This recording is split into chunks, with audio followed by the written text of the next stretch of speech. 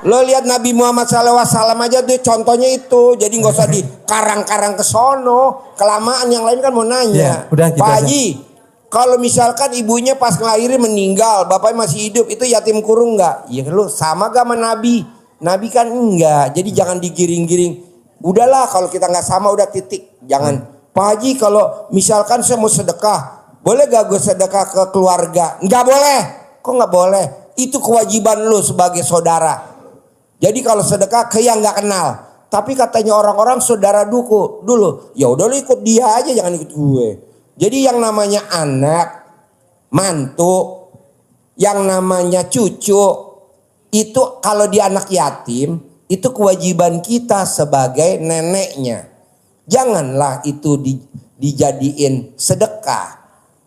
Kita ngasih orang tua kita, janganlah itu dijadiin sedekah. Itu dijadiin kewajiban kita sebagai anak mengabdi kepada orang tuanya. Maksudnya orang tua kandung dikasih sedekah. Nih mah sedekah aku buat mama. Itu namanya anak kurang ngajar. Bapak dan ibu tahu gak kalau sedekah? Sajen. Apel yang buat sajen. Kan ada tuh orang-orang yang bikin sajen. Dimakan apelnya. Rasanya enak gak? Anyep. Betul? Atau kalau zaman dulu nenek-nenek kita di kolong tempat tidurnya suka dimasukin apa tuh? Bubur merah, bubur putih. Kopi, rokok atau apa. Nah coba tes. Rokoknya diisap. Nggak enak, udah anyep. Atau buah yang buat sajen di orang-orang agama lain tuh. Apa namanya itu agama yang ada sajennya? Ya. Diambil deh apelnya diambil, tuh dikupas, bapak dan ibu makan. Anyep. Jadi kalau uang sedekah itu anyep. Ini malah dikasih ke orang tua kita. Mama, ini sedekah aku ya ma. Oh itu anak kurang ajar. Orang tua ya wajib kita kasih. Istri ya kita kasih dong. Masa sedekah ke istri? Kasih. Misalkan kita punya adik kandung. Adik kandung kita meninggal. Terus istrinya meninggal. Saya punya tuh. Istri saya kan punya adik kandung. Laki. Namanya Hadi meninggal. Istrinya meninggal. Anaknya kan anak yatim piatu. Itu saya gak sedekah pak. Itu kewajiban. Karena saya omnya kan. Walaupun saya bukan omnya langsung ya. Kan yang adiknya itu kan istri saya. Makanya kata dia. Besok ada wisata katanya ke Bali. Berapa bayarnya? 5 juta. Langsung saya rogoh. Nih 5 juta. Ini buat kamu. Ini buat kamu pegangan 5 juta. Terus kata istri saya. Sedekah ya pak. Nggak ada sedekah. Itu udah kewajiban gue. Anggap aja gue. Buat lo. Begitu. Masa sedekah mah. Itu kan keponakan kan. Tapi orang-orang bilang itu kita harus sedekah dulu. Ringket. Bos. Namanya mulut-mulut orang mah bebas. Mau ngomong apa aja. Tapi kan kita hati kecil janganlah. Masa orang tua kandung kita disedekahin? Sedekah yang terbaik adalah ke mamah kandung. Ih, kasihan bener. Emaknya dikasih barang basi. Iya betul. Bubur merah, bubur putih masuk ke kolong tempat tidur zaman dulu.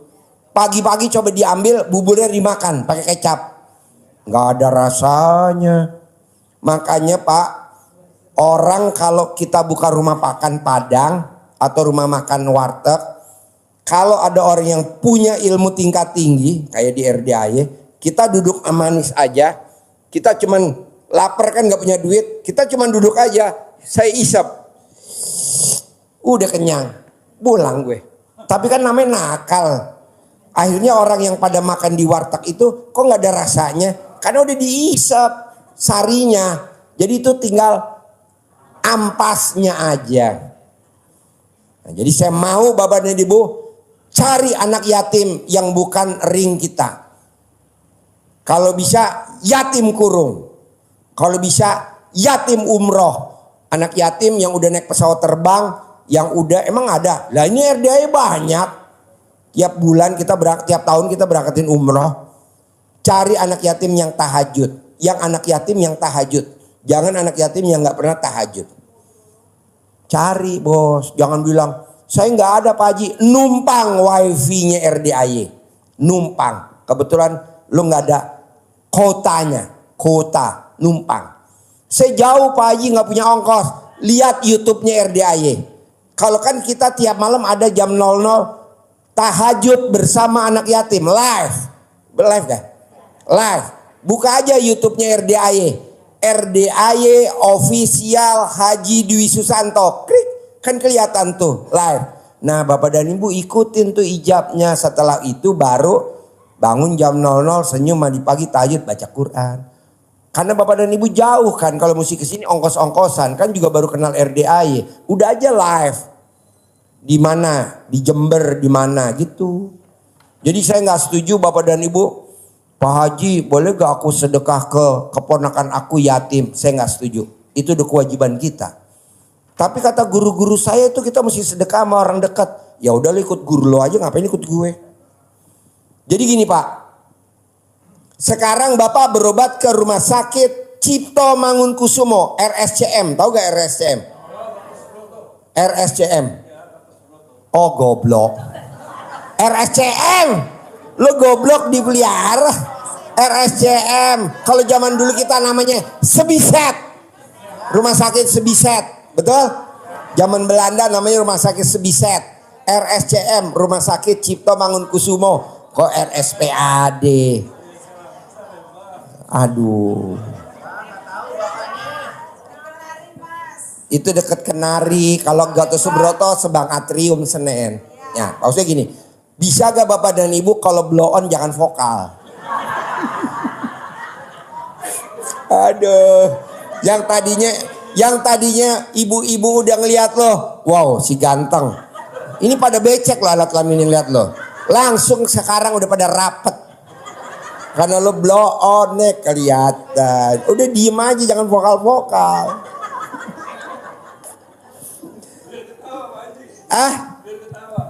Iya yang lain ketawa tapi yang lain juga mau nyambit lo dong. Gak di humor. Biar gak ngantuk. Jadi gini. Bapak dan Ibu berobat ke rumah sakit RSCM, Rumah Sakit Cipto Mangunkusumo. Dokternya ngasih obat. Tapi gak sembuh-sembuh. Ibu udah kesana, udah datang, udah nanya-nanya. Misalkan ke orang pinter ini, nyaranin ini. Tapi gak ada perubahan.